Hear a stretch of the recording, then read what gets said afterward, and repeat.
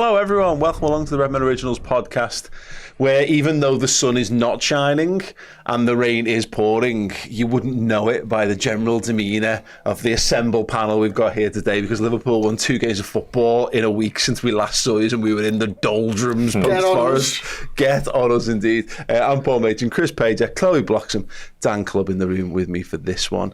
It's Aaron producing. He's literally been talking. That would have been my fault. Aaron is producing as well, so welcome aboard, everyone. We've got a few things to draw your attention to before we chat around Liverpool's immense win over Bournemouth. Tickets available to 2 upcoming live events. Dundee, home of, I want to say The View.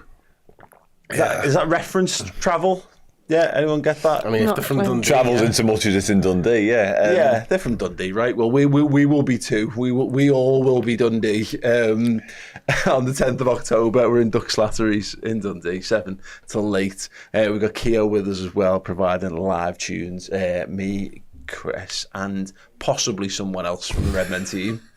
Have we decided that yet? I don't even know if we've asked anyone yet. Yeah, exactly. It's definitely me and you. It's definitely me and Chris. And Steve definitely isn't going to be there. So that might actually be some of the tips people in the favour of ticket sales about my emails or anything to go by. Come and join us. Go to skiddle.com, search for Redmen Dundee, and you'll see the tickets on there. The link will be in the description underneath. We're also live in Liverpool as well on Saturday the 19th of October in Hotel Anfield, 6 till late. Come and have a big party with us to the night before Chelsea. So if you're hanging around the city of Liverpool on the weekend and looking for something to occupy yourself, and you want to get yourself in the mood, celebrate the wonderful world of Liverpool football, come have a sing, a dance, and just generally come and have a laugh with us, then come down to Hotel Anfield. Tickets also on skiddle.com for that.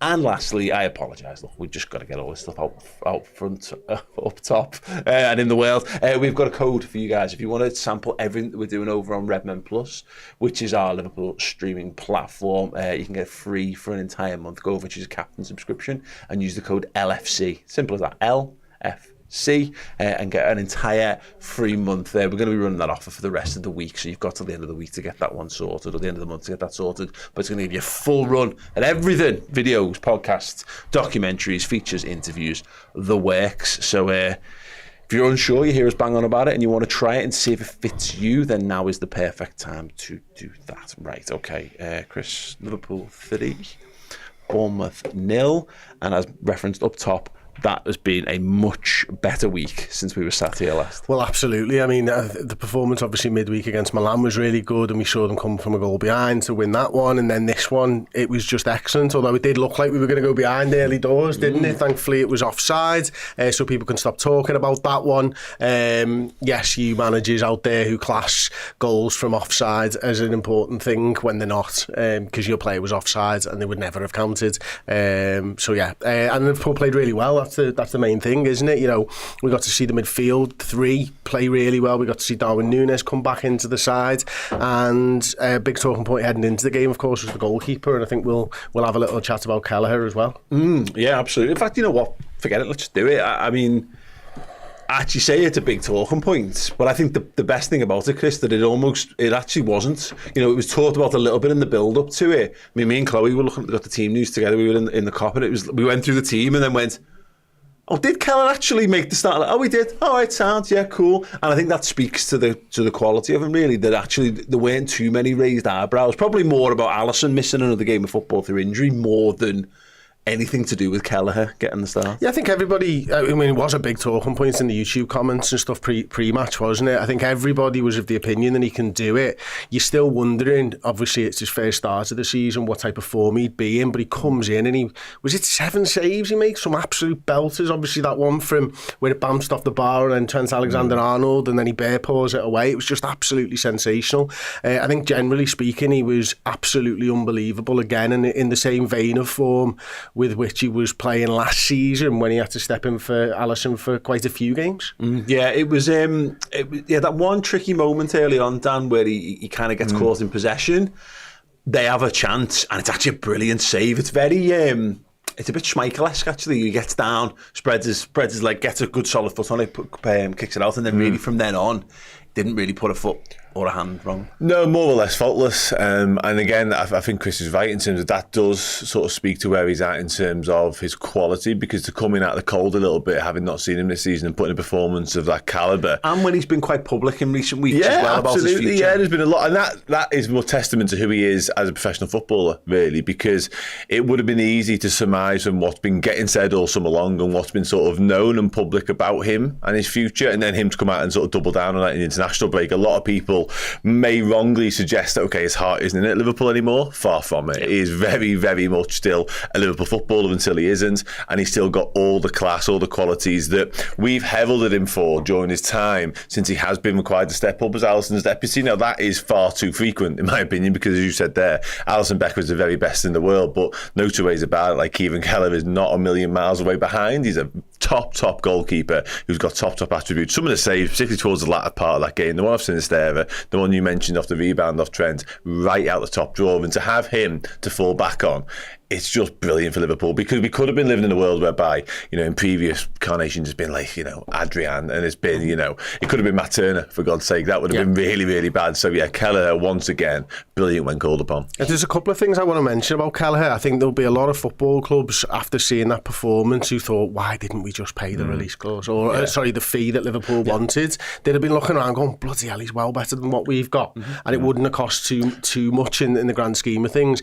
And the second thing I would say is, and this is through no fault of Alisson's, but it more to do with the way that Bournemouth played, that was the best goalkeeper performance of the season for Liverpool. Yeah, I think that's really busy. good. Yeah, 100%. Yeah, I mean, we were talking about him again pre-match, Chloe, and saying how it's just a shame, because I've no doubt he's good enough to be Liverpool's number one. The problem is that, and it will be this problem until, Is he good enough to be Liverpool's number one? Yeah, is that our number one just happens to be the best in the world. So our number one is not just good enough to be Liverpool's goalie, he's good enough to be anyone's goalie. So he's in that thin slice at the very top, and Kelleher is obviously therefore in that sort of rung below. But if said in summer, if Alisson had moved on and you told me Kelleher was starting the season, I'd have been absolutely fine with it. But yeah, that's where he's at. He once again comes in, shows his level, and it's going to be a pity if he never gets to sort of fulfil his destiny at Liverpool, really. But again, shouldn't really complain as fans that we've got two amazing goalies. No, and we mentioned how he's been outspoken about him wanting to leave throughout the summer, but to just go straight back to professionalism after that and be called upon, and instead of throwing your dummy out, you're there and you're taking every opportunity that you can possibly get. Last year we called upon him so many times in that stint that he had to play for us, and he was the reason why we were in a title race as long as we were, because our defence wasn't great last season and he had to save us at times. So yeah, we know the quality that he can be number one for a large majority of the Premier League teams. That's just how simple of it is, and it is unfortunate that he'll not be Liverpool's number one, but sadly that's what happens when Liverpool go and identify the best goalkeeper in the world and go and buy him years ago. So yeah, it's one of them. Then you've got Mamardashvili, who might be coming in, well, he is coming in next season, and I just think Kelleher probably will just think either January, or if he's allowed to leave in January, that is, if we can, it really, because we weren't happy with Matt Turner, so I really doubt that we'll be okay with letting him go in January, but he'll try and probably get a move. And if he does, I wish him all the best, because he deserves to be number one somewhere. And he's boss. Yeah. You'd be mad to let him go in January. You would, no chance. Absolutely mad. I think your point about the auditions is a really good one, though, because every time he plays between now and probably next summer, it is an audition, because his stock has sort of varied, I think, during his Liverpool time, because he's had really good spells. He's had the odd one, that Southampton game springs to mind where you go, I'm not quite sure. Whenever he is required to play for Liverpool, he will want to put in the best possible version of himself, because I do think he's playing for the best possible move next summer, because as Chloe rightly says, Mamardashvili's going to come in, and whether you agree, whether you like it or not, Liverpool have identified, like we identified Alisson as the ready, plug-and-play, best number one goalkeeper in the world. Mamardashvili might be the heir apparent to that, so I do think Kelleher will have to move on. Yeah, absolutely. On the Mamardashvili, just as an aside, I did the deep dive with Josh a couple of weeks ago and did a strong feature on Mamardashvili, so if you want to check that out on Redmen Plus, please do, of course. But yeah, no, I love him. I think he's a terrific goalie. Yeah. He's got such a great calmness about how he plays, and my one critique of him was that I just don't think he saved enough stuff. But last season he totally put that to bed. So yeah, the Mamardashvili is going to have to be brilliant Because to even be on the same level as Kelleher, to be honest. So no, just tying into something. I mean, sorry, there's one more thing on him. His contract doesn't run out until 2026. There is a world where Liverpool do make him fight for that chair next season, and there's a world where Alisson's still there, and the three of them are there as well. I think it's probably not likely. It's a highly unlikely world, but it's not. Whilst you own the player, it's not outside the realms of possibility. Yeah, I mean, it just comes down to value. He's playing. Dan's right. He's playing for his next move, and the better you play and the opportunities you're given this season, the better team you're probably going to play for. Because, Forest will want him probably still. Bournemouth, I guess, will still be looking for a goalkeeper, next year. Is Kepa on loan, or is he... Neto's gone to Arsenal on loan, so Kepa's on loan. So Kepa's on loan, and Kepa's, as we saw, is still erratic, isn't he? He's going into no man's land. Which we'll definitely talk about in a sec. So there's bottom half Premier League clubs that would have him all day, but I just think he's better than that. So if he can come in and showcase himself one last time. But going back to that point, Alisson was very strong in his wording of saying that he wants to stay and at least do his contract with Liverpool. So you wouldn't be turning that down as a club at the moment. But there might be an opportunity where Liverpool look in the summer and say, you know what, Ali, we've got this guy coming in. Kelleher's there. There might be a way to extract a bit of value out of Alisson in the summer if they wanted to. I wouldn't personally be moving him on, because I think you're a long time without a world class goalie when you've got one and let one go. So, but yeah, they've put in a strong goalkeeping position anyway. Anyway, Dan, I want to pull on a thread you mentioned earlier about the fact that either way, it was mentioned earlier. I'm going to come to Dan with it. Bournemouth are that side who they love shooting, and actually made the first sort of probably the first half actually. Probably more of a threat than we'd have been comfortable with. But I'm not sure whether, because it was pointed out in stats that the amount of shots they have in games is more than sort of anyone else. I can't work out whether they were a real threat or we were comfortable with them being the type of threat that they are. We saw this in the Arsenal City game, that Arsenal were perfectly happy for Ruben Diaz to be having pot shots from the edge of the area. That's fine, because you'll take the XG hit on that stuff. But my general sense of Bournemouth are a handy team. I mean, I tipped them to go down this season. I'm not sure that was the wisest of moves that I've made. Long season, of course. But yeah, they were a handful. And I think actually we rode that and came out really well in the end. No, absolutely we did. Yeah, different propositions to what we faced a week earlier. Anfield, I think it's fair to say, a very different brand of football and a different approach to coming to Anfield to play. And that's what Bournemouth do. It didn't shock me necessarily the way they went about it, because I think that's what Andoni Iraola was trying to instill. And I think I mentioned this in our match build-up show prior. I was like, if you have spent the best part of 12 months buying players, recruiting and sort of trying to get your message across to go and play a certain type of way, which is very front-footed, attack-minded, if you then try and undo all that in sort of individual games, what is your message? It becomes a little bit clouded. It's not quite as clear. So it didn't shock me that Bournemouth came for a little bit of a go. And yeah, I think they were good. I think they were a threat. I think you're right. I think in Semenyo and Kluivert, we've seen they were the two that combined for the offside goal, of course. I think Kluivert was allowed to carry that ball for far too long for my liking. I'd like someone to engage with and make that slightly more difficult. But yeah, I think we were relatively comfortable keeping them at arm's length. But at the same time, I don't think we started the game particularly brilliantly, I wouldn't have said. But we were red hot when we came to attack ourselves. Like, we were on it. A couple of individuals speak about in detail in a moment. But yeah, I think Bournemouth were problematic, and I think they'll continue to be problematic for everybody. But from our perspective at the weekend, they never really posed enough of a threat in terms of momentum. I never felt like they were bombarding our goal and we really were under the cosh. I always felt like we had it in some elements of control, it's fair to say. Yeah. It was. Yeah, they made it a lively contest, and a lot of the talk was around how do Liverpool cope if everyone takes the Nottingham Forest blueprint and comes and parks the bus. Whereas in some regards, Bournemouth were a great team for us to play, because they were never likely to do that. So yeah, it definitely helped, and it was helped by the form, Chloe, of Luis Diaz. Oh my God, there was a point, and I don't want to put this on someone's toes. I don't know whether it was Chris or Steve or whoever. Someone was saying this. It was like, he's our best player last season. I'm not sure he's good enough to be our best player. Chris. Okay. He's our best player this season, and he's good enough to be our best player on this kind of form. Yeah, I think we all knew his quality, but we just didn't know whether he had the output there to be a forward for us after the blueprint of Mane, Firmino and Salah. But my word, is he on fire. He's on fire for Colombia as well. And look, he lost the final with Colombia, and I thought someone's going to have to pick him up off the ground here, because that is devastating for the lad. And what he's done is he's just turned that into determination to start this season even better. He's been electric. He looks like when he gets the ball, he already knows what he's going to do. How many times last season did I think maybe he was just overthinking it?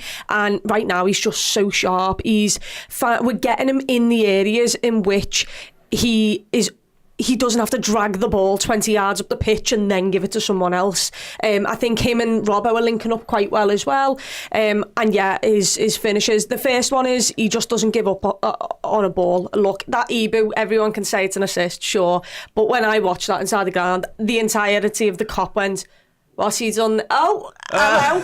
And sometimes the player can make it into an assist. In fact, Mohamed Salah gets an assist on the day. We'll talk about that a bit later on. But yeah, it's an assist created by the brilliant Diaz. And he doesn't give it up, and he causes, the madness of Kepa to do what he did, and he puts it in the back of the net. And then his second one is a great finish on his weaker foot as well, this time through the keeper. And that is what you want to see. You want to see him in those areas, and clearly he is lethal. That is where your Sadio Mane would be. That's the finishes that he'd make. So I think we're just feeding him in the correct places right now. Yeah. And even when he is one-on-one and when he's got to drag it 20 yards, he can do that. He's Luis Diaz. Well, he's not ran 50 yards before he gets there. No, we said this a couple of weeks ago. Before the international breakdown, we were talking about the simplification of the message for Liverpool's wide men. And it's not necessarily to say it's simple. It's just much more simple than everything else they were being tasked with doing. Diaz is playing 20 yards closer to the goal as a starting point. He's making... Chloe said it, that's a Sadio Mane goal. It's not the same goal as Bayern Munich away, but it's got real hallmarks of that, where it's a long punt up by the defender and he just gets there and reacts better than the people around him. I actually thought it was a proper Luis Suarez goal. I'd been talking to people earlier on in the day about some of the vintage Suarez moments, and it had Newcastle. Like another one, Jose Enrique lumping it down the line and Suarez making something out of it. Yeah, I mean, the second goal is the goal that he should be scoring. Yes. But the first is what a truly brilliant footballer scores. The second goal, I'm not sure he finishes that last season. No, something's clicked, something's different, absolutely, yeah. Because he did get in a lot of similar positions, and he actually could have scored twice before he scored at the weekend. He had that one long-range effort, which we have seen him do and try a few times, actually be successful with, once or twice, which is tipped over the bar quite well, actually, by Kepa. Then there's one in a similar position to his second, whereby Kepa actually saves again. Well, but no, something's definitely changed in Luis Diaz. I'm not quite sure what it is, but I'm absolutely here for it. He is sensational right now, absolute live wire, just a constant threat. It feels like he is getting in better positions, in better situations from which to score. I think you're right on the Mane point. I think both of the goals were quite Mane-esque, and the type of goals you want him to be scoring. The type of goals always question whether he has the ability to score as well. But he's actually, the first one reminded me of the goal he scored against Brighton a little bit. When he gets his head on it and he gets his head taken clean off, just getting across, and that never said that attitude, the willingness to make something out of nothing, as you touched upon there. So yeah, once again, absolutely brilliant performance. And he is just phenomenal right now in the competition on that left-hand side, because I don't know if we're going to touch on Gakpo before. He actually did quite well when he came on as well. Like, those two scrapping and fighting out for that left wing spot. It is Luis Diaz right now, it's his shirt, makes no two ways about it. But yeah, it's a real fight, and we've got that's proper options out there. Yeah, that's a reaction. We did this on the post-match show from the weekend, Chris. We did the Player Ratings podcast, and the Forest game. Whichever one it was when we were doing the player ratings, and we were it was Milan, and we were talking about Cody Gakpo on the left hand side, and we ended up actually accidentally damning Costa Tsimikas more than we probably should have done in that comment. But this is what we were talking about. This is competition, so it's a bit like the gauntlet was handed down to Cody Gakpo in the San Siro, and he went, right, Sam, I'm going to go and run the show from the left wing, and then having done that, Diaz sat there and went, okay, cool. Can I have it back? Watch this. Have a look at this. And yeah, that's the kind of performance you kind of have to put down, because Gakpo was sensational against Milan, and Diaz was even better at the weekend. Yeah, and that's right, isn't it? I think, what everybody said is spot on so far. I mean, for me, he still likes that near post thing a little bit too much. Obviously, his first shot, I think he drives past the player, doesn't he? And he goes near post and the keeper saves it or whatever. And I'm not sure the second was a particularly good finish, to be honest, his second goal. I think that's a percentage shot, but you have to put it on target. And that was one thing I think I've noticed, is that he's actually putting his shots on target. He was not missing, and it sounds stupid, like, but sometimes you just got to try. You just got to work the goalkeeper and make them make the save. Nobody ever miss. Nobody ever critiqued where Mane put his finishes, Exactly. But if you actually went back and looked at them, fucking all They're not great finishes, but they're all on target, and the keeper is unable to save it. The first goal, the way, man, like, for me, I was looking at it back and I was thinking to myself, okay, what would you do if you were in that situation? And I think my natural reaction would be to maybe chest it down or something, but he like jumps and cups it with his knee, doesn't he? And it just takes all the speed off the ball, and he just gets it. And obviously then he's just about, what are you going to do with the finish? Can you get it past the player who their defender, didn't he? He overran it, didn't he? He overran it, and he almost puts his arm out, and they might have been better for him getting sent off and then sitting in. They might have given us more of a tough thing side to unlock if they'd have done something like that. But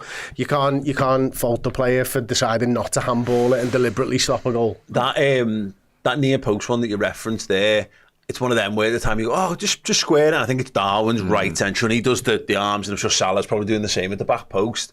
But Diaz is playing like the main man for Liverpool, which he should be. He's 27 years old. Salah's supposed to be in the twilight of his career, and everyone thinks he's going to go on forever, but he's in his 30s.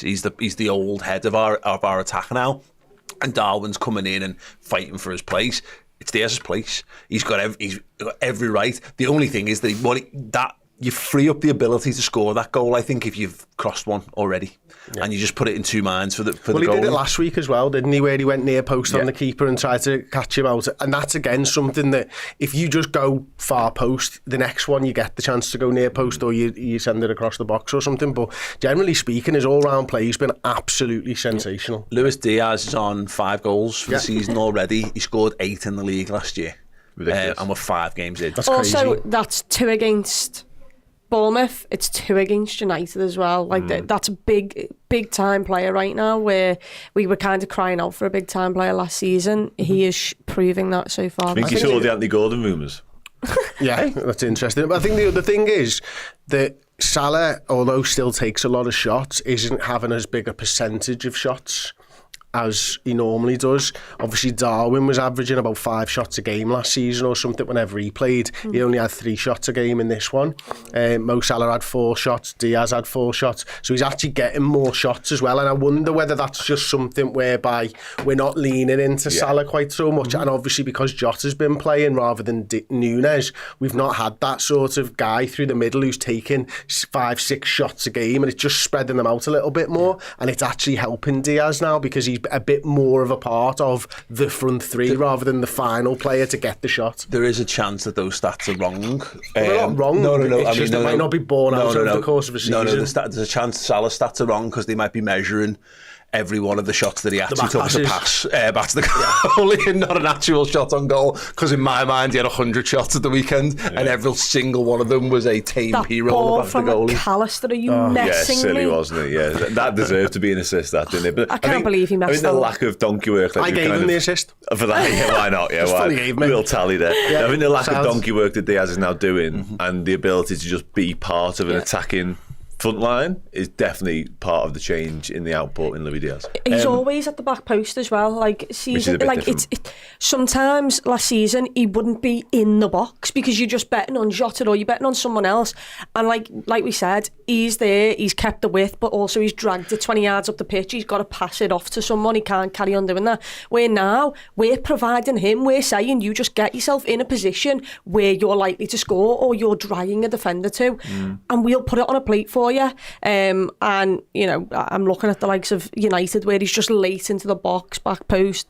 I've just been really impressed. I hope he continues this form because he's been electric. He has always had this ability to score different types of goals. I think we've seen that, but just in drips and drabs. We've never seen him go in a prolonged run of goal scoring form like we are right now. Long may continue, of course. But remember the Luton goal, he scored that back post header in the round, what was going on with Dan, stuff like that. The Chelsea games last season, arriving at the back post, the sort of goals you'd want him to be scoring. And he scored the odd, worldie, in inverted commas. I mentioned the Brighton one a moment of getting his head on something where it hurts. So he's always had that knack and that ability. It's just getting him to do with regularity. And for whatever reason, like I touched on earlier on, something has clicked over to somewhere beyond a slot, having a word with him, whatever. It's definitely working right now. Well, look, fitness. He was a goal machine in Porto. He came to us mid-season.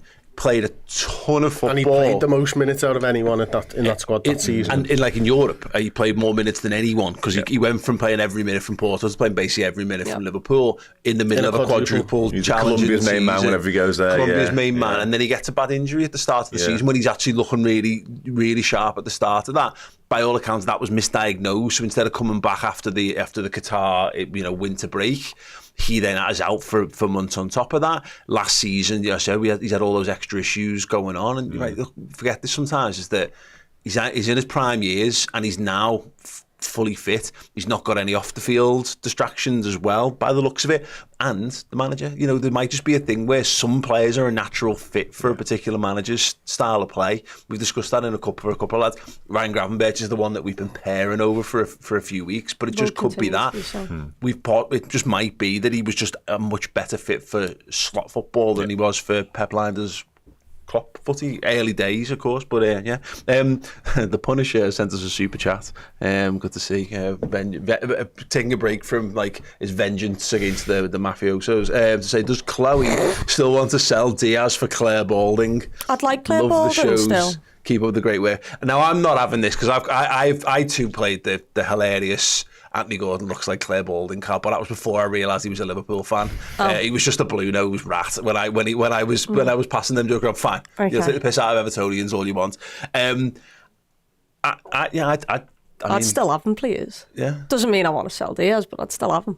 The problem there now, isn't there? Because all of a sudden you've got 3 left wingers. That's fine with me. Just keep them coming. It's fine with Liverpool, yeah. They love a left winger. Something's got to give Well, we've lost one because Jota doesn't play there anymore. Yeah. So come on. I mean, But Nunez might. Nunez could.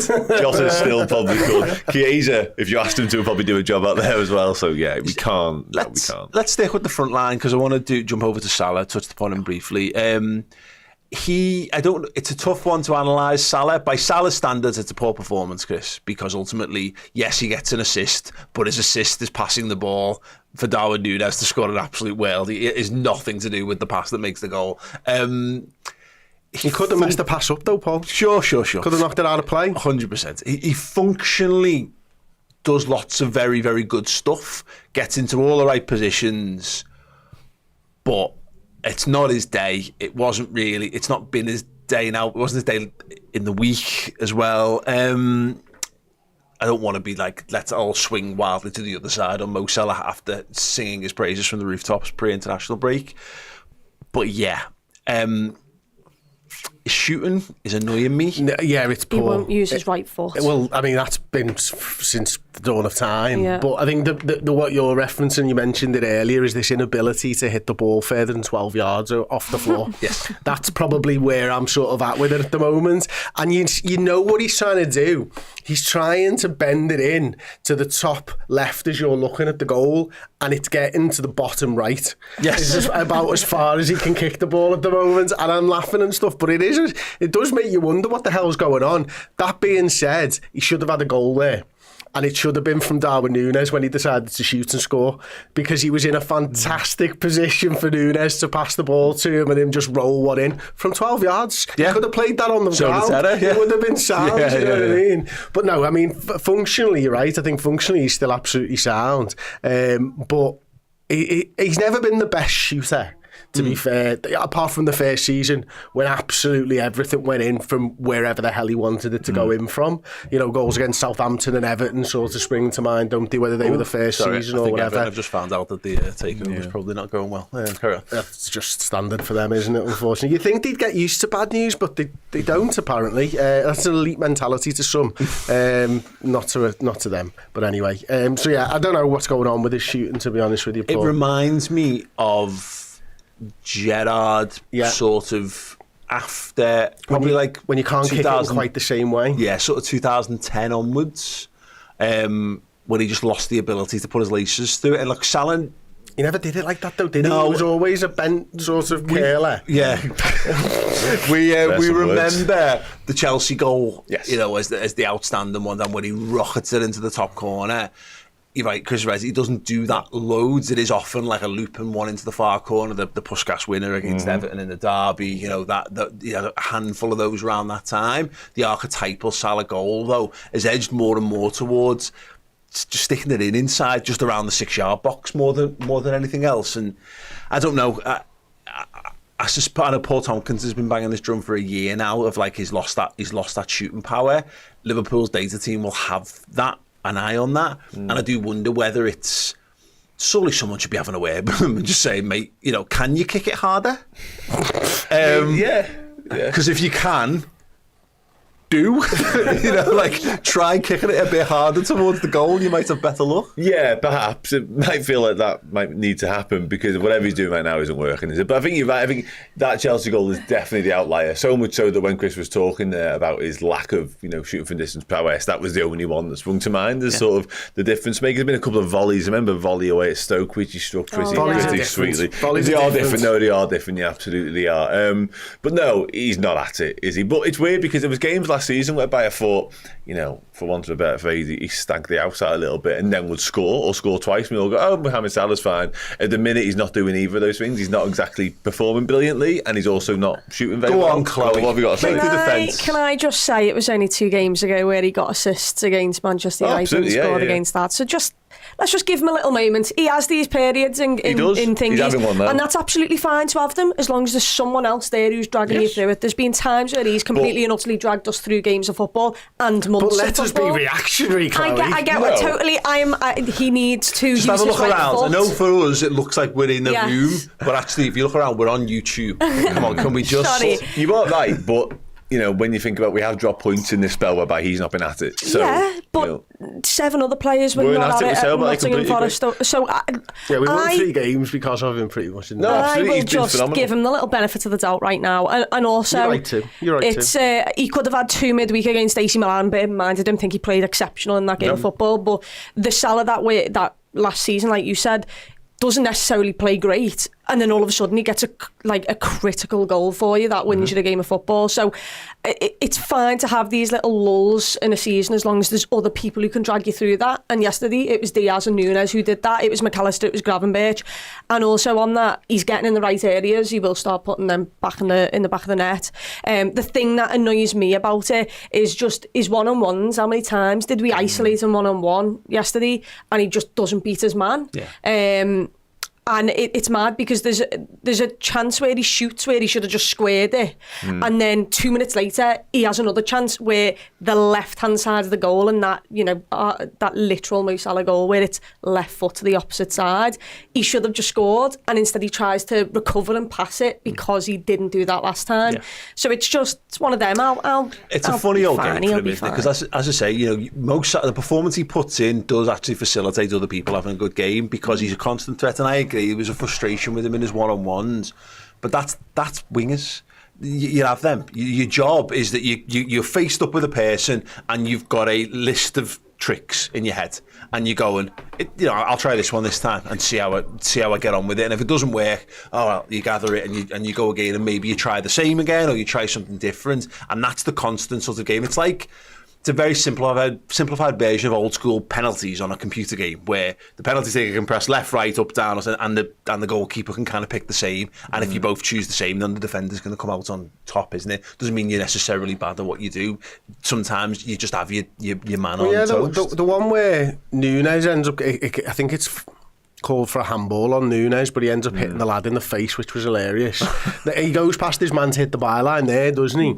If you think about the one where he has that right foot shot from the left-hand side of the goal, where he does the cool little bit of skill to go around the goalkeeper, and then does another cool bit of skill to mega player, and then he has the right foot shot, which is unfortunately a little bit tame. That's brilliant skill.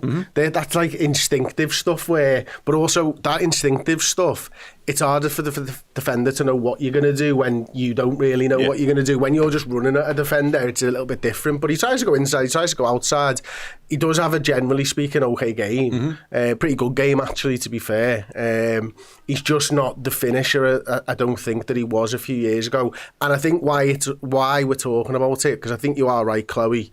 is that he can have a little downturn, but when you're constantly thinking about the future and Mo Salah and his contract, everything's sort of framed towards that. It's like fucking WrestleMania 6 months out and all the wrestlers are looking at the big logo, aren't they? You know what I mean? It's like there's a contract there and you're trying to understand why there isn't a contract on the table, and you're seeing him shoot like that, and it's, for me, it's just understanding what's going on behind the scenes. There's a bit of an analogy of like that thing, if you can cover it up. So someone here mentions 3 goals and 4 assists in 5 games is pretty brilliant, and it is, but when you consider one of those assists is in passing the ball to Darwin Nunez, who then drops a shoulder, cuts inside and wraps a left-footed in off the far post, you can find a way to sort of like get away with it. And this is the thing for me with Salah, is that you could also take out 2 of them games, you still have the same stats. Well,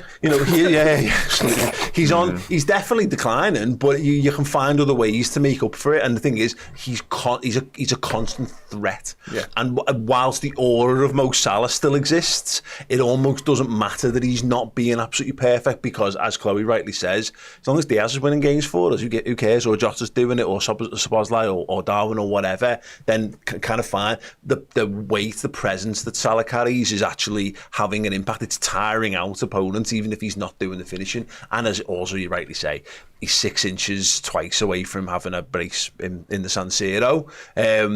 Because of his canniness and his movement and his close control, which are all perfectly fine and present. So yeah, I don't want to kind of have done it, but I don't really mean it this way. It's an interesting discussion point for all the things that sort of Chris has said there. There'll be more and better to come, but to then jump into the other forwards, because let's just stick with the trend. We'll do Darwin next. In fact, no, I'll tell you, let's do Chiesa. It's going out of chronological order, but he came on for a couple of minutes against Milan himself. And then he makes his Anfield debut, Chloe. And this is the thing now, is that he's here. Federico Chiesa has arrived, tried to score with his first touch, which I am here for, by the way. What did you make of what you saw of him?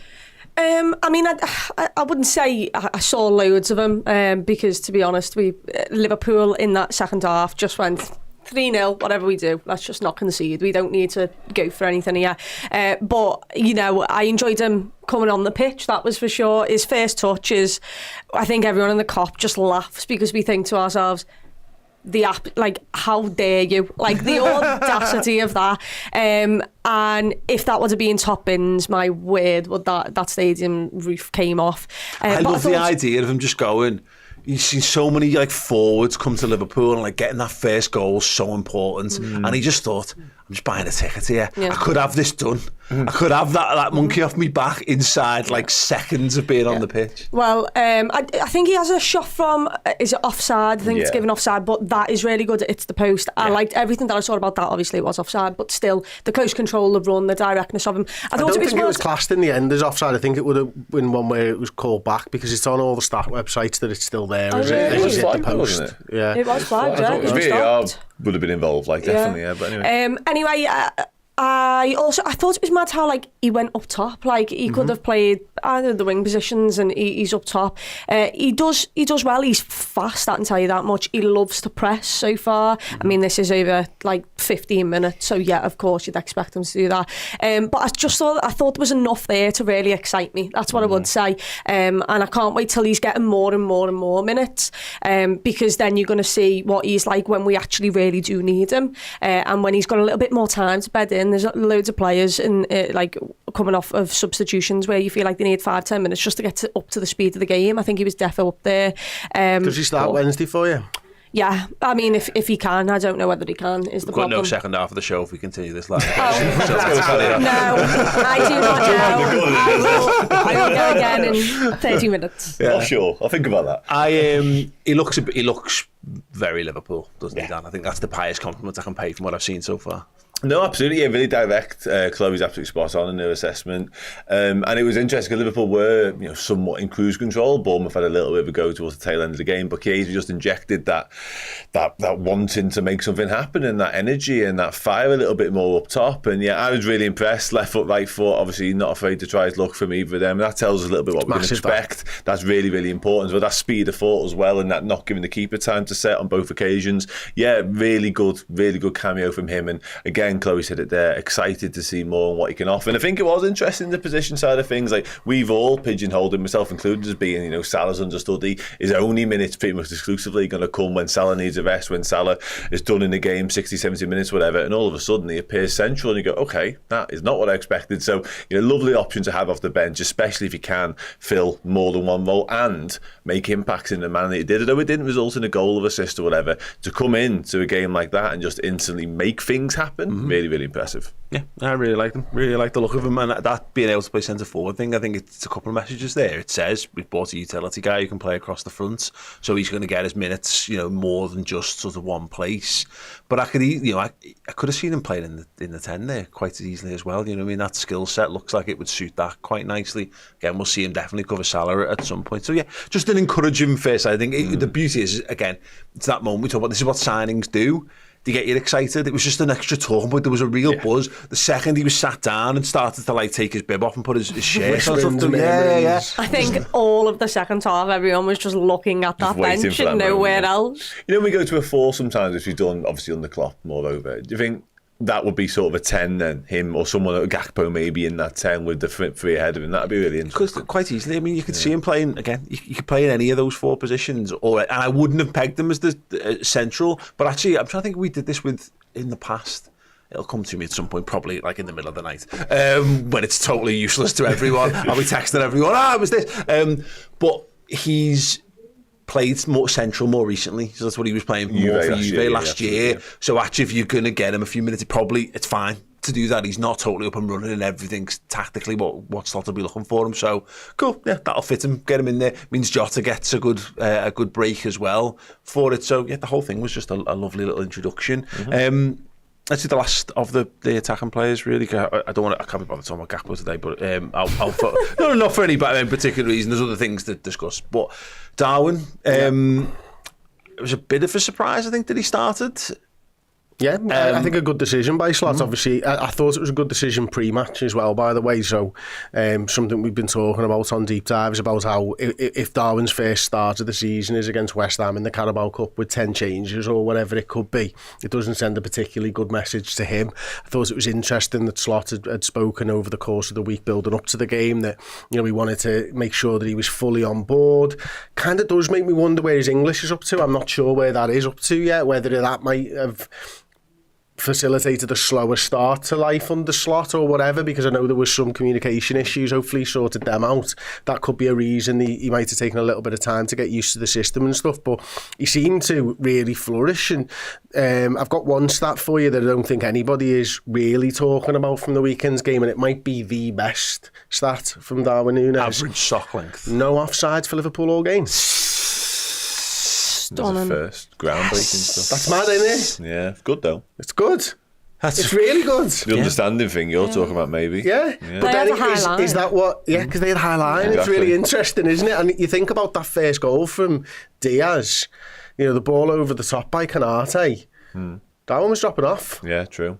Wasn't going behind the defence or anything. Maybe he's just gone, lad, you're terrible at the offside thing. Just drop off, create that little bit of space for somebody else to run into. But generally, you know, genuinely brilliant performance from Nunez, and obviously the finish is world class. Yeah. So, but if you're looking at the goal, I want you to be able to see one of the opposition players as well. If you can't see one of the opposition players, you're in the wrong. That isn't the goalie, Darwin. That isn't the goalie. You're in the wrong place. What he's actually done is he's got 2 of those things. You know what you used to have like in pubs and stuff where you could swipe into your till and all that like type the pulley of stuff. thing. He's got little red lights, so he pulls them out now, and if every player is that side of him, he goes, shit, okay, no problem, whatever, I'll move over this side. Oh, I'm okay, I'm on side, there you go. Like, you know, like a measure of some description. If you just watch closely, he's pulling them out all the time. The next stage was like that Forrest Gump type, you know, mosaic from the crowd, wasn't it? Of like, back, Darwin, back. Everyone holds up things, push. Now, listen, this is what we do with Darwin, and it's the way his Liverpool career has gone. It was just at the point where everyone was writing him off, though. Yeah. Isn't it? And just such a brilliant way to answer his critics, because everyone, even without him starting a game, had gone, it's not good enough. Well, the manager said in his press conference, you kind of alluded to it, Chris, about how he's learning more and more the role day by day. Again, Chloe, we were talking about this, and that felt like, you know, when sometimes you read between the lines of what a manager's saying, that said to me of like, Jota gets it, Darwin doesn't. But he might yet get it. That's why Jota's starting. It's just that he seems to understand it more naturally than Darwin does, which is why it was so surprising that he did start. But what we said here last week, if you can play that role and score goals, then you're going to make it really interesting for the manager. And right now, Darwin Nunez' first start, he's got as many goals as Jota. They've only both scored one goal, but that's a first start. So that's good. It's encouraging. It's a bang. I'm not sure it's a replicable goal, because you can't rely on them all the time. But if you wanted an encouraging sign to say Darwin Nunez is not done at Liverpool, that was the performance. Yeah, I thought his hold-up play was brilliantly, and in fact, the chance that he has inside the area where he holds it up and he swivels on it, and it's on his weaker foot, left foot, surprisingly, he couldn't replicate the finish that he did further out, a harder chance. But that was really encouraging signs, because he held it up inside the box, swiveled on it and got his shot away, and it was just, it didn't have enough power on the shot in the end, but I thought his overall performance was really good. The way he held up the play, and also the header for, the header to Mo, and then to do the 1-2 round the corner. The header might have been better than the finish. I agree. Proper centre forward stuff that way. It was a hell of a header. Yeah, and that is the thing. If we want to put the ball in the air, you bet on him trying to, get him to that first. And the finish is just ridiculous. He should not be able to score from there. But the thing I loved most is the emotion that you see. You look at a lot of footballers and you wish they had a bit more emotion about things. Well, we've all been on this roller coaster with him as a fan base, because we scream Nunez when he wins us a throw-in in our own half. Yeah. Like, that is how it started. And no matter how many times he's gone into that ground, people get frustrated about his finishing, but every time he chases something down, every time he wins a corner, a throw-in, a foul, it's always his name being chanted. And obviously, social media is a lot different to that, but that's what it feels like inside the ground. And just when people are starting to maybe say, let's not sing his name until he does something where we can actually get him behind you. Yeah, don't sing his name until he does something. He claws you right back in with something like that, and you can see the ability there. I love the emotion, and I actually thought it was good that he started, because I thought that he didn't in the end, but I thought they're our line, they'll come after us. He'll be sound getting in behind him. He's got loads of space. Nottingham Forest, he had no space to run into, so bringing him on was just a punt and good luck, where it seemed like he knew the role he was playing yesterday, and he could have gone on the half shoulder if he really wanted to, because they were really high. Yeah, I really like it, and again, it goes back to like that emotion of scoring that we forget sometimes, because we do. We poke fun at him. That's kind of what he's become. He's become a bit of like that kind of cult figure, and that's a dangerous place to be in, because you can end up being really disrespected, and you forget that these are people. And again, he clearly looks at social media more than he should do, because we've had that and yet another twist to the Instagram story last week when he made his Instagram private and all that kind of stuff. Dan, he wants to be a success at Liverpool. I'm convinced of it. He wants to play well, he wants to score goals, and he wants to have that adulation. I see no reason not to want it to work. Anyone who doesn't want it to work, I can't vibe with that. He's a Liverpool player. He clearly loves it. He's given us some great moments already. I don't know if he can do it, but ultimately, there's no point in, I guess, jumping on his back any more than needs be, because we've seen it. He scored some great goals for Liverpool. It's just on the manager now to kind of harness that and make the decision.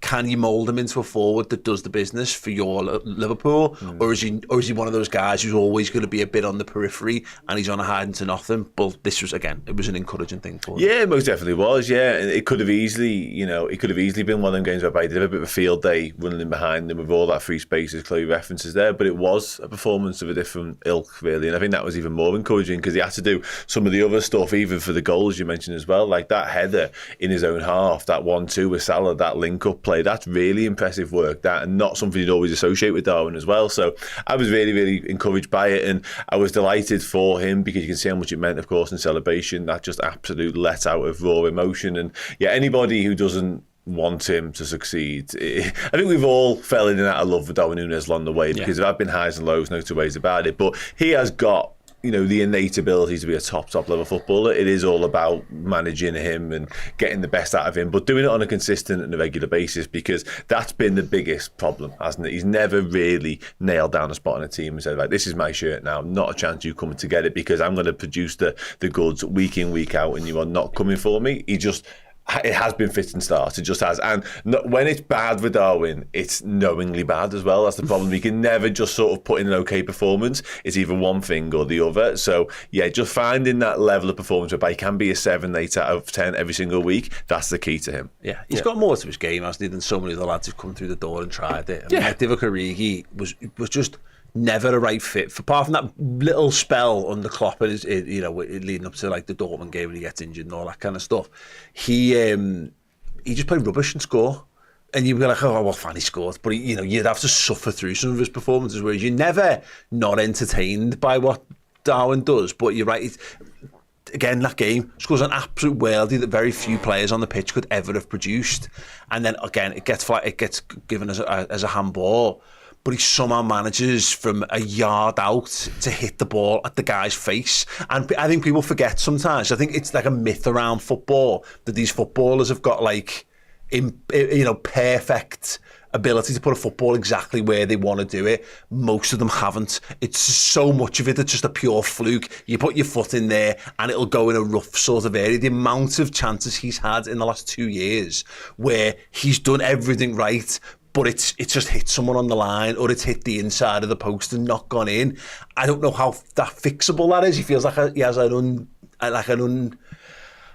ridiculous amount of those kind of things seem to unluckily go his way. But the more it mounts up, you go, well, it must be something he's doing. But might just be him. He's just one of them people. Valid question marks around his sort of thought process in those situations, I think it's fair to say, and the ability to slow himself down, actually have that composure, which is absolutely key. Yeah, there's loads of examples of it. Do you remember the one where Michael Owen, where he digged it? Oh my days. And saying that's the worst possible option of finish, because it's beautiful to watch. And you mentioned entertainment there, that is in his purest form, like, it's absolutely nuts. But slide it round him, slide it the other side of him, go round him, whatever you want to do. But what was so pleasing about that finish of the weekend is the clearness of thought and the clarity of which he chose that option.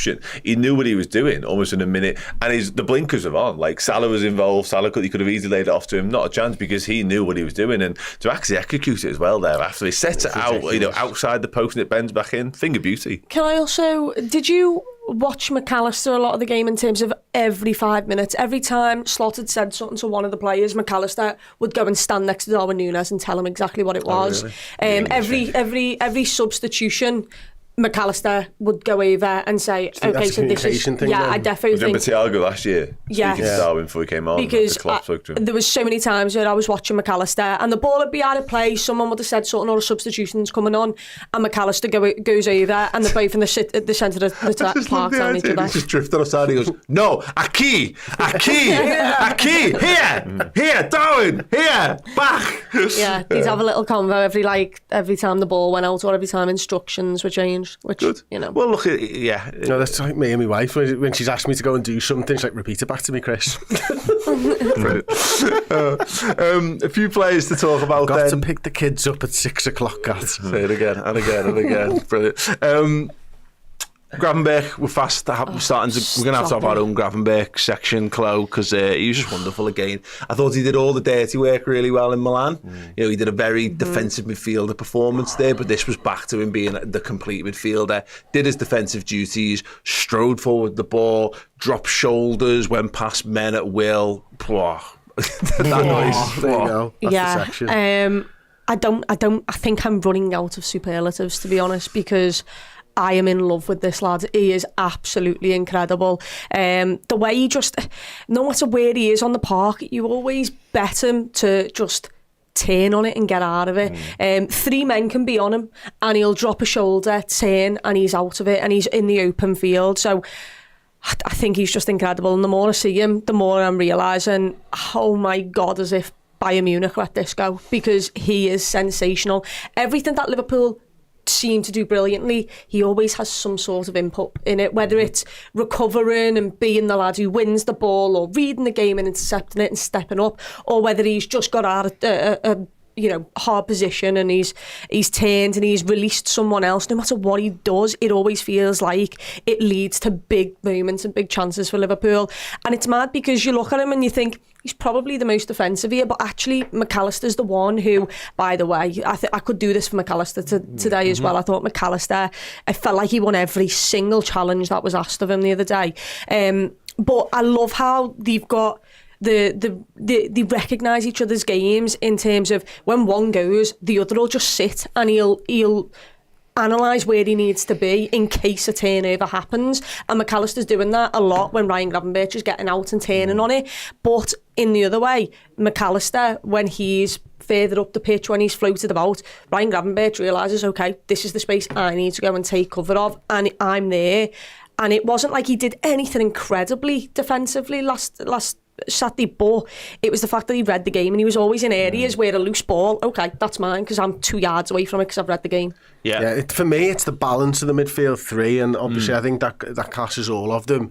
And I would also like to say, I know a large part of why maybe Slot has gone with the 3 players in almost every single game is because of Curtis Jones' injury, but it might also not. It might have been that was his plan, because I think we're reaping the benefits of an understanding of 3 players playing together in the system for a few games on the run. And I think every single week I'm thinking, as a 3, they're getting better. But specifically to Gravenberch, what I love about his performances more than anything is they don't tail off.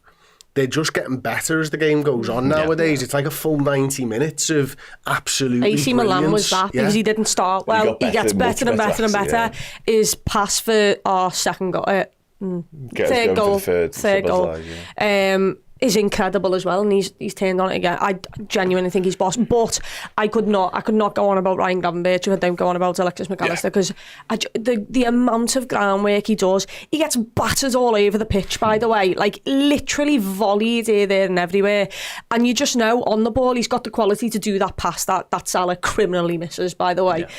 But also it's not that, it's the fact that like he knows when to take a yellow if you really need it. Like if that was Nottingham Forest, if that's McAllister and not Gakpo, you bet your arse he's tough him down. He's doing everything he can to get that yellow. Just on that, sorry, did you see the moment Cody Gakpo had his other moments where it broke down, he was chasing back and he still didn't quite clean his man out on the wing? Come on, Cody, be better. Look, I think he's great. I want to talk about, I get what you're saying. I think it's, whether it's planned or not, happy accident. Those things work in football all the time, because I've no doubt Harvey Elliott would have played more minutes over the last week if he'd been available, and probably Curtis. But actually, you saw it with Curtis coming in. I was really impressed by him. And it was interesting, Chris, that they switched him. McAllister and actually moved further up, didn't he? McAllister into the 10, and actually McAllister shone in that space in that absolutely, time as well. And that's something that he can do, isn't it? There was that move, wasn't there, from between Curtis and McAllister, where McAllister ends up driving at the defence and stuff, and you're like, wow, we didn't take a step back for changing a player, which is the best you can hope for, really, in a substitution in the middle of the park, isn't it? I mean, quite often it just changes the dynamic, but Curtis just had been watching the game, I think analysing it as a substitute as well, and realised exactly what he needed to do to free up McAllister. Do you think, like, I love Alexis McAllister, and like I've just said, I'm giving him his praises for what he does, but I also sit here and I think, if he was just given a little bit more licence to do what he wanted, my God, I feel like we're missing out on a bit more, whilst also thinking he's absolutely phenomenal. There by the way, might be a world, again, because it's so early doors, how Liverpool play now, and the best 11 in inverted commas is not the team that will be the best 11 by the end of the season, because it'll evolve, and some players will rise, others will fall, there'll be injuries and all that kind of stuff. But I do wonder if you need Szoboszlai in the 10 when you've got Jota in the 9, because you've got a lack of pace in the attack there, and you give that extra option. Whereas actually, if you've got Darwin leading the line, you might be better suited to McAllister or Harvey Elliott in there, because actually someone who floats around and picks passes, when all of a sudden you've got 3 willing runners in ahead of you, just might be something that we see. Because I agree, I think McAllister's been fine, but I think he's been like at best a 7 out of 10 this season. And look, people might go, well, I disagree, whatever, I'm picking an arbitrary number to make a point. The point of this is, I don't think he's had a performance as good as any of his best performances from last season, and I think he had tons of performances where I was like, he's our best player here. He's the best player on the pitch. I think he's gotten better as the season's gone on, but I think that's an interesting point. I do wonder, I think having Curtis available it will be fascinating to see how we handle that, because Jones and Gravenberch are very similar footballers in terms of how they receive the ball and how they turn, and their athleticism and their pace and their ability to carry it. That's less Macha's game than those two, and I just wonder whether we'll see a little bit more of that, as you know, particularly with Harvey Elliott out. But again, the more we see, the more questions we have. For me, Dom is absolutely integral to the high press. I mean, he's the best at it, and that's it. He's just non-stop for 90 minutes or however long he's on the pitch for, and that's the biggest thing. So I would change the midfield around based on the first few weeks of the season, when we are going to play Nottingham Forest, who aren't going to facilitate us playing a high press. And then at that point, I'd just go, right, well, Dom, there's no need for you. This is a rest game. That intricacy, there's your Harvey Elliott or a McAllister or something like that. If they're trying to play football, Dom Szoboszlai is absolutely the midfielder that should be playing. It's interesting, but again, lovely problems to have, lovely options, different variations of how to do it, and all on a similar sort of theme, because we have got so many technicians in there now. But I think the point about the midfield three, and in particular McAllister and Gravenberch, certainly on the weekend, I think that was McAllister's best performance of the season, actually. Some of his passing was, quite frankly, Which ridiculous. You could say about the last three. I think I gradually 100% agree with that as well. But the way they dovetailed and the way they worked together as a two was just sublime. And so often, I think there's a couple of instances whereby McAllister would get a little touch on a tackle and Gravenberch would be there to pick up the pieces from it as well. It's just a joy to watch them work in unison. But yeah, Gravenberch, once again, it's becoming the norm, these types of performances. And I did think we'd be saying this about him. I hope we would, because I knew we had all the ability in the world, but it never seemed as though he was going to put down this run of consistent performances. But my word, line breaking passes again, win the ball back, spotting danger, just phenomenal. It's £110 million worth of midfield that starts, and he's the cheapest of the three, and has probably been the best, and he's been the best of the three. I think I can say that quite comfortably. He's been the best of the three so far. So encouraging. But we've seen it in the front line. Chiesa being able to start central. Jota's now classed as a 9. Seeing Cody Gakpo reborn on the left hand side. But every one of these lads can do different. I mean, Salah plays centre forward right at the end for a bit as well. Him and Chiesa do switch. So having that versatility within there, where okay, this isn't working, we'll just shift it. Suppose drop into a 2-man midfield, someone else goes in the 10 for a bit, you have a go at trying something, without it being you're not asking Wataru Endo to play 10. That's a different thing. It's not asking Fabinho, because we did that. There's a time when Liverpool trying to get more goals under Klopp, and Fabinho became this last man breaking into the box, and you're like, no, that's not it. Not going to get Milner. I've had a bit of that as well, whereas this feels like we've got just super talented lads who can do a variety of things, and they're all, to varying degrees, playing themselves into great form. So yeah, very, very good indeed. Only criticism, Chloe, that we probably should have scored more. I mean, second half, that's something that we do need to sharpen up on, because you're not going to get loads of these opportunities to run scores up. That for me should have been a 5 or 6, and it was just getting our decisions wrong a few too many times when we did counter attack. Yeah, I think by half time everyone was going, that's great, let's try and get the goals up. In terms of, City v Arsenal was on the weekend, so you kind of want to try and claw as many as you could. Salah had 2 big chances for me. He doesn't manage to score either of them. I'm trying to think of, as you said, DIAZ near post has a couple. Liverpool should have scored more, we didn't. But the most important thing of it all was the 3 points. Then obviously you look at the goals. But I thought Bournemouth played all right. Mm-hmm. I did not think Bournemouth can come away from that game and think, my God, we've just been played off the... They showed up and they played quite well. And all of a sudden, within the space of 12 minutes, after they were doing so well against us, they were down 3-0 just because we had clinical finishes. But yeah, like you said there, could have scored more, didn't. But as long as everyone's contributing and the confidence is still increasing, then that's okay with me. What was the atmosphere like in the ground? Was it better? Much better. Well, it sounded much better on the This is on the cop, though. We can't hear the rest of everybody else. I was suggesting it goes back to what Slot said, and I thought he handled the question about the atmosphere really well pre-match, where he just said the team needs to play well to get an atmosphere out of the team, and I like that as an approach, because I think Klopp was a bit the other way. Sometimes he's so emotionally fueled that he required it, and much of his mission in the first year was training the fans how to behave as much as training the players how to play in his style of football. Slot feels a bit like, lads, if you want these people to cheer, go and be better, go and score more goals. And ultimately, if we'd not scored, I don't think the atmosphere would have been better. But we scored 3 goals in the first half, and all the weight's off, and everyone's a bit more relaxed. And off the back of Milan, everything was just a bit cheerier, generally speaking. So yeah, more of that. I think it'd be interesting to see if we were needed. Would the fight have been there in the crowd? Because that's the thing he referenced. That's something they're going to have to learn how to do. If we've just got 65, 70% possession, well, you can't boo the opponents. And it's harder to say. We haven't got loads of songs for players and stuff. So players are going to have to perform actions on the pitch that are touch paper moments for the crowd. But yeah, it was better, in answer. Should we look at the league table? Yeah, it's pretty reading, so why not? Yeah, I mean, look, people know me. I don't like it before 10 games, but also we have got the best defensive record in the Premier League so far, and we've got the best goal difference. We are second in the table, just a point behind Manchester City. Sound. I honestly didn't think we'd be sat here this time a week ago. Everything felt a bit miserable.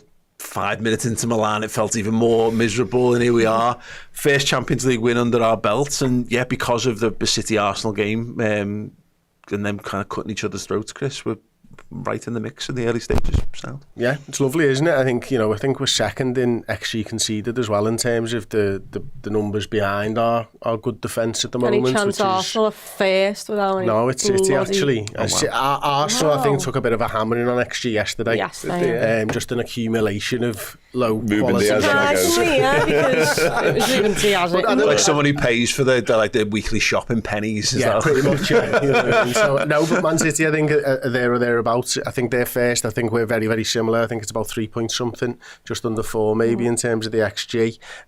So yeah, the underlying numbers are good. The underlying numbers attacking are good as well. And clearly, we're right in the mix at the moment.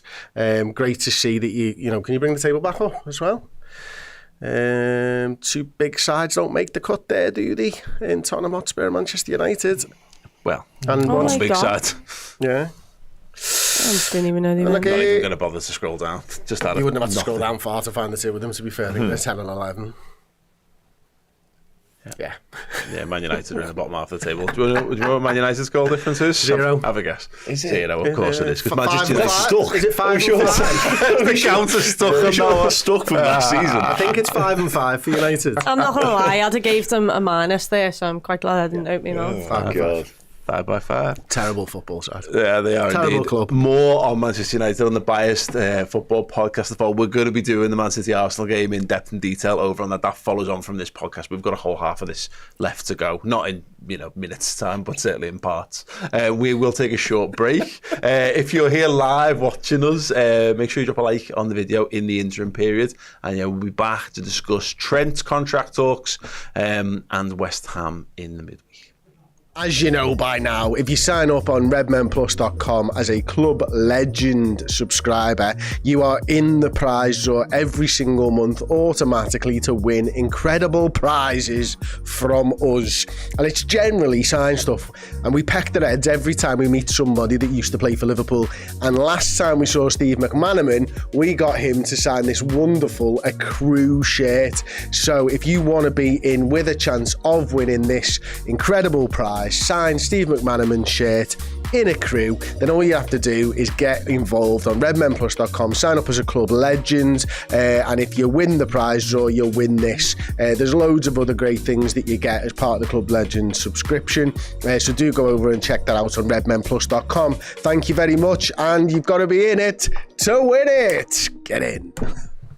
Yes, do join up. If you become a Legend tier subscriber on Redmen Plus, you obviously get loads of extra bonus bits and pieces, including access to the Discord and monthly competition prizes. But if you just want to try the content out, then once again, do remember, if you go over there, choose a Captain monthly subscription, use the code LFC, you'll get it free for an entire month. Just come in, have a look around, poke around, see what you like, see what you don't like, give us any feedback on that as well. But yeah, podcast, videos, documentaries, the works, loads of boss stuff for you, and it's not going to cost you a penny, so do come and try it out.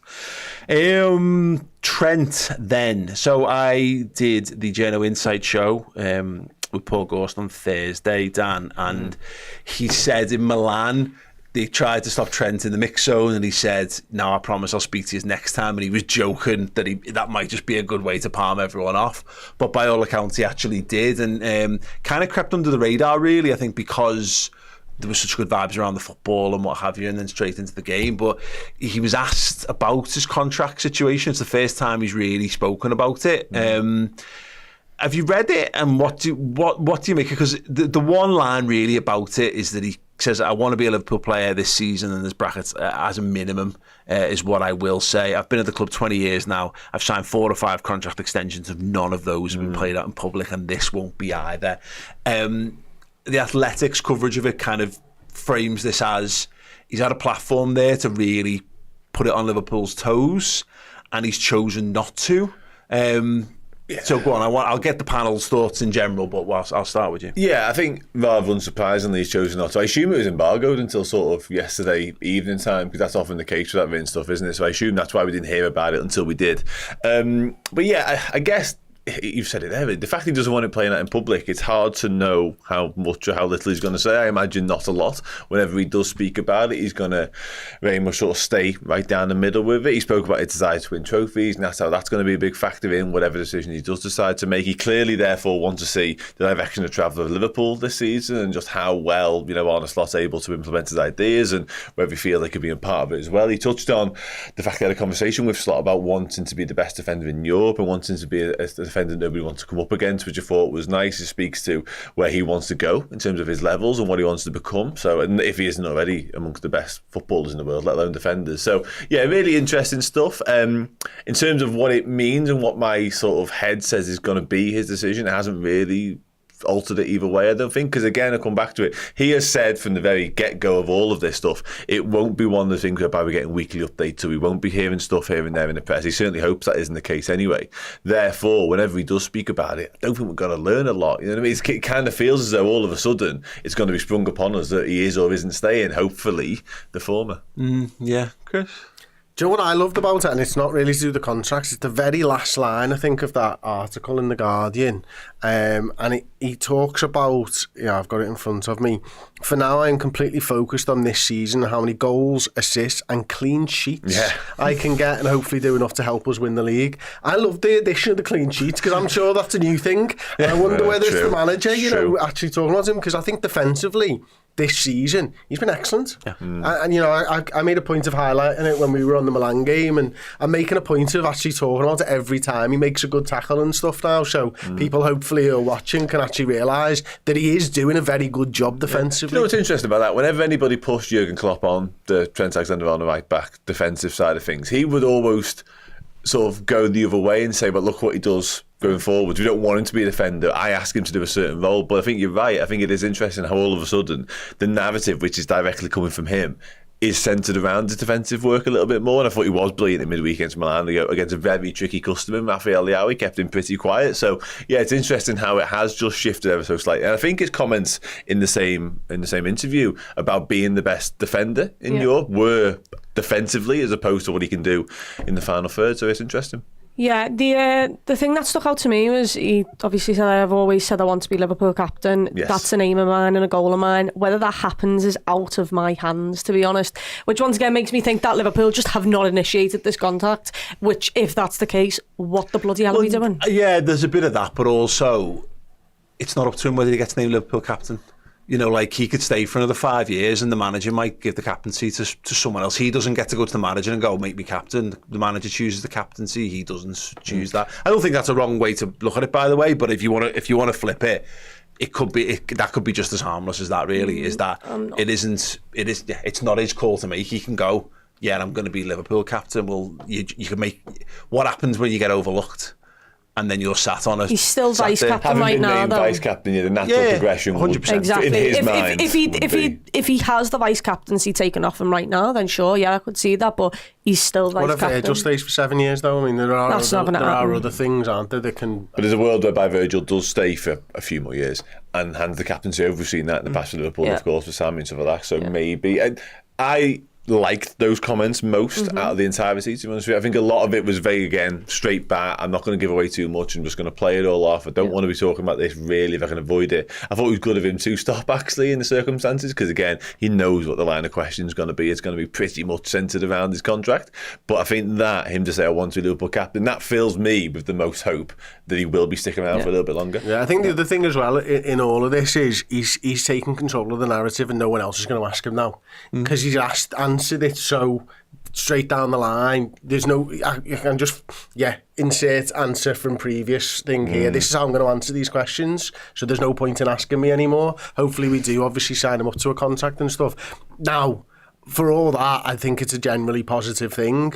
But the scaredy cat in me was like, what if we don't win a trophy this season? What if we're 10 points behind Manchester City and Arsenal, and he thinks, I'm not wasting the next 3 years of my career trying to chase 10 points down on these two because they're improving, or Arsenal are improving and whatever, and Real Madrid are winning trophies every single season. So there was, although I do think it was positive, there was a part of me that went, oh God, he's opened the door there at the same time. Yeah, and like, again, it's weird, isn't it? I don't know, I feel so relaxed about Trent's situation, and I'll tell you why. Not because I just, he's a Scouser, and he's, you know, the best in the world at what he does, so he should play for Liverpool for his entire career. That would be my decision if I could make it. But he's 25, he's won absolutely everything in the game, and he's so disrespected for his level of ability. Like, he never gets the plaudits, or he gets them 1 week, and then all it takes is a defender to go, an attacker to go past them, and like no one ever looks at it from the other side and goes, well, do attackers and wingers get past other fullbacks? Because I'll tell you now they do, by the way, but no one talks about it anywhere near as much. Well, all the they pretenders to his crown have all left the league. Well, yeah, how many 100%, times have someone's been compared to him as the best, apart from Kyle Walker? He's still stood outside waiting for Aaron Wan-Bissaka to turn up, isn't he? Like, you mean, Man United fans offered that fight a long time ago. But the thing for me is, the trophies thing is important. You know, the ambition, what you don't want to be is, you know, being... I think he will want to be at the football club regardless, but there is something that's worth putting. Having an elite mentality is not a bad thing, and keeping that on Liverpool's toes of he doesn't know how Liverpool are going to be run. They have done a reset. All he's known as Jurgen Klopp as Liverpool manager, and that way that's been done, and it has been successful, but also it's not been as successful in the last few years as it was in the few years that before that. And so since he last won the league, he's won a couple of League Cups and an FA Cup, you know, since then. So that's fine for us. We're just keeping it ticking over. But he's now in his prime, and he's, you know, that all happened when he was a young footballer. So I don't mind it. And on a personal level, there is a little part of me that looks at Real Madrid and goes, mate, go and fill your boots. Like, you know, as long as Liverpool don't end up with nothing, you know, if he doesn't, I don't want a McManaman situation, and I don't want his reputation tarnished at Liverpool. But there is part of me that likes him as a player, as a person so much that I would love him to go over to La Liga, absolutely smash it, and everyone go, greatest right back ever to play the game, because he went and played for Real Madrid, and then he, you know, and he won multiple Champions League. 5 Champions League trophies. He would definitely do that, but I have absolutely zero time for it. I have no interest in that whatsoever. Like, getting the cards on the table. Not, you know, there was a tiny little sliver. There's not even that. For me. What I would say about this, what it doesn't do, what he never said, which Mohamed Salah and Virgil van Dijk, I'm not making them wrong, by the way, for this, is at no point did he come out and say, I've not spoken to the club. Both of the previous two did that. Van Dijk did it in the presser after the pre-season games, I think I'm right in saying, the Sevilla and Las Palmas ones. Obviously, Mo Salah literally on the pitch in his socks at Old Trafford. Socks. No, was he barefoot? Barefoot. Yeah, bare feet, wow. Both of them literally said, listen, I've not spoken to the club. Trent, we don't know what Trent's situation is. And again, that plays into the, I'm not having it played out in public line. So that's where we're at. And I just hope, beyond all hope, that all three of them get sorted. But I've said it countless times over the course of summer, now into what is officially autumn. Trent is priority. 22nd, Trent is priority number one for me. And I love Virgil van Dijk. I'd love him to stay at the club for another 5 years. Likewise, Mohamed Salah. Trent is the one you get box and you see what's left over after. That's where I'm at. Yeah, if he did go to Madrid, by the way, like if he had a PR company as Jude Bellingham, I think he'd be absolutely incredible. He'd be I just don't think he'd be ridiculed as much. There is something about this English media who love Bellingham, and Bellingham can do no wrong, but you've literally got one of the world's best passes of a footballer. Football, you've literally got someone who can create something out of nothing from right back. He has how many goals and assists from right back, and they don't like him. That, I don't know what it is. But the Spanish press can be brutal. They can, and the Spanish be brutal. fans, Gareth Bale, may I present you, can be absolutely brutal. So, and listen, I'm not suggesting for one moment that it wouldn't work, but it definitely worked for Gareth Bale as well. He was sensational. But the minute they turn on you, I'm not saying Trent should be put off. He shouldn't be interested in the first place, to be honest. But Gareth, did we do this on the podcast, or someone else? Like, who's the best British footballer of all time? And it's probably Gareth Bale. And if Gareth Bale had stayed at Tottenham, I don't think anyone would say that. But he went to Real Madrid and absolutely smashed it. So it's hard to find someone else who's come close to achieving what he did. And look, I was going to say this, by the way, look, because I wear two hats, and I am different to most people in this regard. This is why I don't have as much hatred towards Everton in certain regards, because I just like Scousers. I just like the city to be recognised, and I would feel a sense of pride of seeing Trent, because it's a real shame, but like Gerrard's legacy's never quite, always gets more questioned than it should do, because it comes down to the silverware thing and that platform thing and being able to surpass things. I really want Liverpool to be there, but there's a sad reality of football that Real Madrid just means something, doesn't it? Like, I don't want the best right back in the world to not play for Liverpool when we already own him, of course, but be interesting to see what he does anyway. But I like the way he handled that. Danny Carvajal's 32 years old now as well. Like it is a scary prospect. He's won 6 European Cups. Danny Carvajal. Danny Carvajal will stay there though. I reckon they'd sign him back up to another contract. They'd do what they did with Vazquez and just say, you be the backup, Trent will overtake you, but you're there if we needed. I just think, I understand Spanish media can be absolutely vile, but I look at that Real Madrid side and there's nothing there that tells me that they can't win absolutely every trophy available to them. They're vile, and then they win everything, and then they hold them up on a platform forever. Whereas the British media tears you down and keeps you down.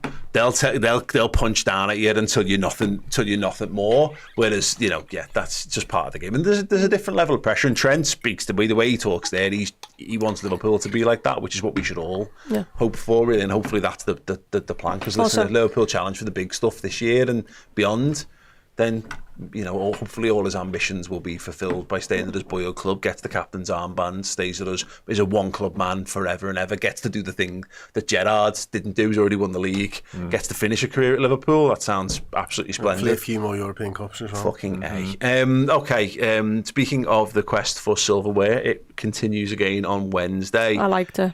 Not quite a European Cup, but it was good enough. Yeah, let's keep it ticking over. Big changes, Chloe? Or more of the same? He can't possibly go again. Watch the same starting 11 rock up to Anfield on Wednesday. I feel like he's got to make changes to protect people more than anything. I would love to see the same 11 again, but this is the League Cup, and we don't know how he's going to take this, but everything that I've seen, and albeit it's not been with him at the helm, everything I've seen since I was a little kid is you put out a second team for these games of football for the early stages. There are some players who need, your Curtis Jones needs minutes. Cody Gakpo will probably start. Do you bring Jota back in, or do you start Darwin Nunez again? That's an interesting one. Chiesa most definitely. So there's enough players there who need some minutes. But I would not be surprised if Dom Solanke, Jesus Christ, I'd be really shocked. I'd be shocked, yeah, sorry.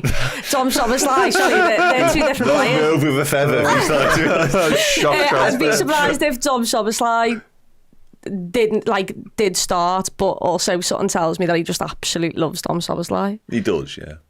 Loves him. There's Kelleher's starting right, whether Alisson's fit or not. Yeah, that makes perfect sense.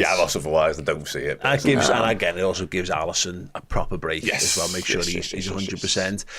Was there anything? Do we know how long he's out for though? He should be fine.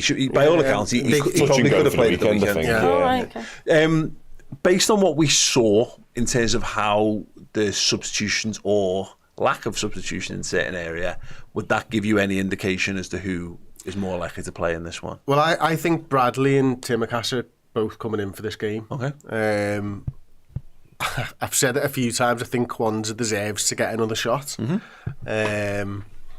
terms of the midfield, I think Chloe's probably right. I just don't see that there's anybody that can play in place of Dom at the moment, unless you are asking one of Maka or Gravenberch to go further forwards. I'd be shocked. Would I be shocked if Endo didn't start? I'm not sure I'd be shocked. I'd be mildly surprised if Endo didn't start a game. If Chiesa's fit, I'd have him in there. I think Cody Gakpo's playing. And then I don't know what he's thinking about the centre forwards. If Jota's going to be your main guy for the next couple of weeks, I'd probably play Nunez again and bring Jota back in for Wolves. The reason I ask is because based on what we saw was Jota doesn't get a minute, so he's had a full game off. Darwin does get subbed, So he's, like they're obviously looks like they're building him up to something. So you've definitely got freedom of choice in that regard. Mm-hmm. But also they're not loaded for 90 minutes at the moment, are they? But Salah stays on, which says to me, Salah 100% is not going to start this game. Mm-hmm. Chiesa, you're getting him up to speed, so it's probably about time for him maybe to have some involvement. It's probably a 60 for him. So they're the ones that they're the sort of things that I was looking at and weighing up in that regard. It makes sense that Bradley would just come in and take Trent's space. Can I throw something in there? What the hell about, will Morton play a game for Liverpool? Well, he played on the weekend. He ran the show in Premier League 2 at the weekend, which, by the way, is a couple of levels too low for Tyler Morton. I think he should be top-end Championship, middle of the road Premier League, probably. He could well come in. He had some minutes, which I guess is absolutely key in this conversation. Should we do the all change 11? I'd love to. I'd love nothing more. Go on. Well, it's still Kelleher, isn't it? I guess because Alisson's number one choice. I mean, not in the all change 11. It's Vitislav Janos. No, it is Conor Bradley, and I make you right. I think Bradley, Tsimikas are. Well, that's where when Paul asked the question about the subs, I went to, well, they didn't get introduced for the first time. He normally changes his right back and his left back, and he didn't at the weekend. Which lends itself to a bit of a night off for the other two. Playing alongside Quansah. Joe Gomez. Okay. Joe Gomez and Joe Quansah coming. That's how little he's played that you've forgotten he existed. No. I didn't know whether you were going to do the 45-45 that we did. We did a bit of that last year. We need to forget about that. You're right. I've not seen Joe Gomez hardly. The all change 11, Claude, for God's sake. Midfield, therefore, is a bit mad. This is the maddest part of it all. We spoke how well the midfield's been working, like clockwork, really. But this is the strange bit, because obviously you've got Wataru Endo. You probably do need a Tyler Morton, and you're probably looking at a Curtis Jones, obviously, I'd say is the third one. Trey Ione is the one that falls into this conversation, but a star is probably pushing it, I'd say. Chiesa, Diogo Jota comes in for me to lead the front line because he had a complete day off on Saturday, and it is Cody Gakpo on the left, and I think that's a good team. A lot of teams in this Premier League would absolutely bite your hand off for a second string as strong as that, I think it's fair to say. So and I want Liverpool to make all the changes but also win the game. I think people writing off the Carabao Cup forget that's the only thing we won last season. That was our only success last season a little bit. I got so much stick for saying this on the show when the draw was made on this one. It's more that I'm not arsed, because I can see the benefits to not having that competition by the time January rolls around. And I know that the semi-finals now split as a month apart, the two legs, so it's in the normal place in January, and then the second leg's in February, but all the same, our legs always fall off after Christmas, so actually having that in addition to two more Champions League games is not vibing with me. But our best seasons under Klopp came when domestic football got fucked off. When we had the most left in the tank at the business end of the season. So look, I don't think Liverpool will deliberately go out of their way not to, but there is an interesting approach for all of this. I think Klopp I don't think Klopp ever tried not to win it actively. But he never put his best teams out. If you find yourself in the semi-final, you go for it. Yes. I think that's what Klopp always often we've did. had half-decent teams in the quarters, but even then, like Leicester, we started Billy Cometio at centre-half and Conor Bradley at right-back when he was 12, so... Another interesting dynamic to all of this is this is relatively alien to Arne Slot. Like, everything's pretty new to him in the Premier League, but this extra cup, this is the cup they don't have in Holland. His answer in that press conference question, by the way, when he said, did you hear this, when they said about how you're handling the challenge of the 2 games a week and all that, he went, I don't know if you've heard, but we've got this thing in Holland or the Netherlands called the Eredivisie, and then the good Eredivisie teams, this thing, they play Champions League football, so they play 2 games a week. Crazy, right?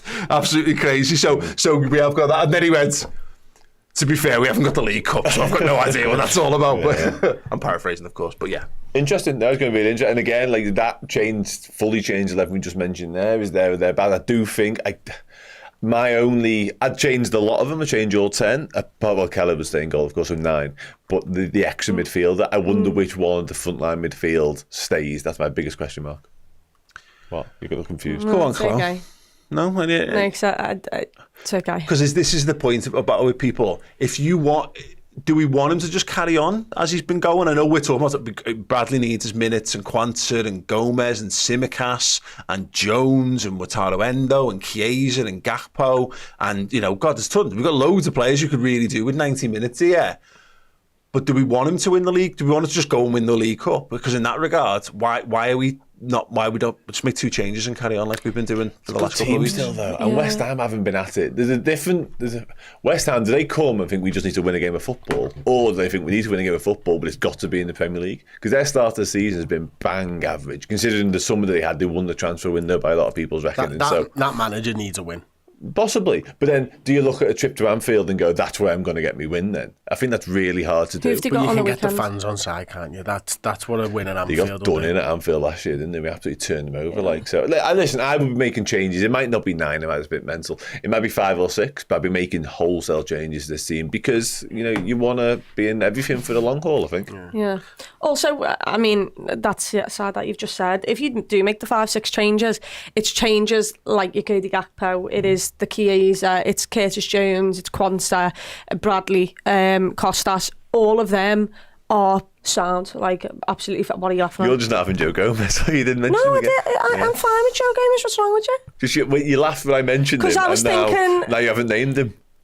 No. I just Also, wasn't you named went up to an octave that only Mariah Carey could get to as well. Was I a bit like Ross in Friends when he says he's When I say fine? you're not having him, I just mean in this game. No, I love Joe Gomez. Yeah, he can go centre half. I didn't know. I didn't know we were. You love him though, Chloe. No, I do love You him. do. I'm not do. sure he was a centre back, but needs must in this game, isn't it? Needs must love that. We're somehow Yeah, shoehorning. we're on the about he's ends. probably played 200 plus senior games at centre half at the highest level. And he does need football. He falls into that same category. Yes. More so than some. And this is the thing. We don't know what the manager's approach is. If someone had a word and gone, lad, this is just a chance for you to play whatever you want. And if you get through, you get through. Look, we say this as well.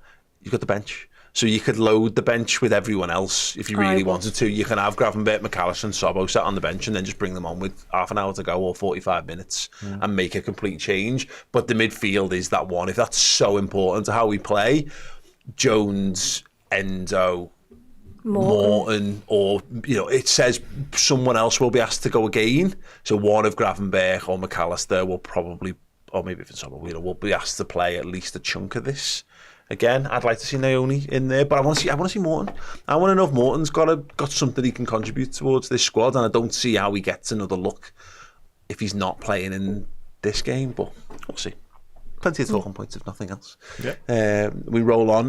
Yes, we will be covering that game, of course. We will. There'll be a watch along on Wednesday on the YouTube channel, so make sure you tune in for that. We're going to go now and do the Biased Football podcast, where we're going to be talking about the bus parking antics of Arsenal Football Club, the heartbreak that they suffered, and all the other controversial incidents in between. Did anyone in this room celebrate City's equaliser? Yeah. Yes. I think celebrate's a bridge too far for me. Okay. Did you make a positive noise? I was Yes. pleased to see it go in. Yeah. Yeah. Well, okay, we're going to talk about all of that, and you I can watch smiled that when you text. for free. You can watch that for free by heading over to redmenplus.com using the code LFC on a monthly subscription. Come and join us and fill your boots for an entire month of Redmen Plus content. We'll be back on another pod next week, and we'll see you there. Ta-ra.